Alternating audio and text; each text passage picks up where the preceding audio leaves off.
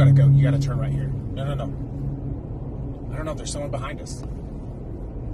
I don't know. Are they following you? I don't know. Go. Turn. Hey, so 1 second. I think that OMS might be on our tail right. Yeah, Dave said there's a safe room right there. Let's go. Yeah, just go. So these elevators don't have active internet connections, so we're good.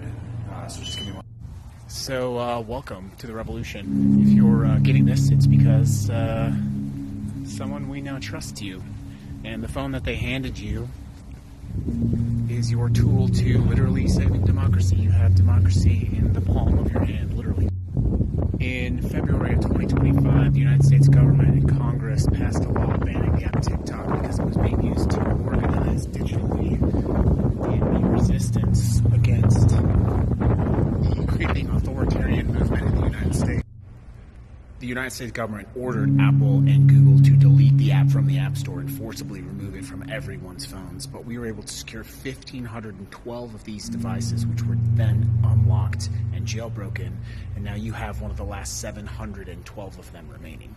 We offloaded the core functions of the app TikTok that you might recognize now onto a server overseas. And we periodically upload those with a hard connection, a literal physical hard drive, and then we send it up and encrypt it on a transmission that broadcasts to look on a dual link, like it's actually a video on the app. It's called X that Elon Musk owns. So even with the best of encryption, we're taking extra precautions. By mid-2025, Congress also authorized via an order from the president to create an Office of Moral Standards, OMS. And, well, OMS is kind of on our tail right now. With a vague prerogative to police morality through a creeping authoritarian regime, OMS is essentially the police force of the president doing what he wants. If OMS contacts you, you need to be extra cautious, especially if it's an in-person. Now, the person that gave you this phone also gave you two unlock screens, the normal one and the alternate one.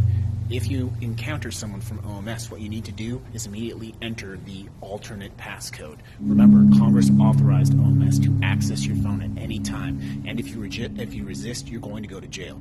So enter the unlock code that you were given second. That's going to do two. Number one, it's going to delete everything on your phone.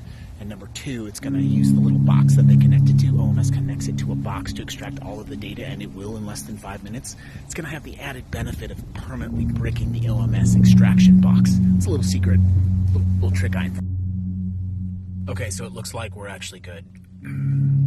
Listen, I keep talking about Congress, and I could talk about the courts. Oh my God, the courts. But really, they don't exist. They're just rubber stamps for the president, and it's really what he says. That's what happens. OMS and several other agencies created to enforce the will of the president have an iron fist, but it's important for us to save the core functions of democracy. These videos are uplinked to a satellite that was once run by NOAA, but since it was decommissioned in 2026, we're able to commandeer that satellite from an engineer who's actually, unfortunately, no longer with us. So these videos are archived permanently to a satellite in NOAA with the intention of sending it down on a beacon in the year 2074, 50 years after the fall of democracy in America.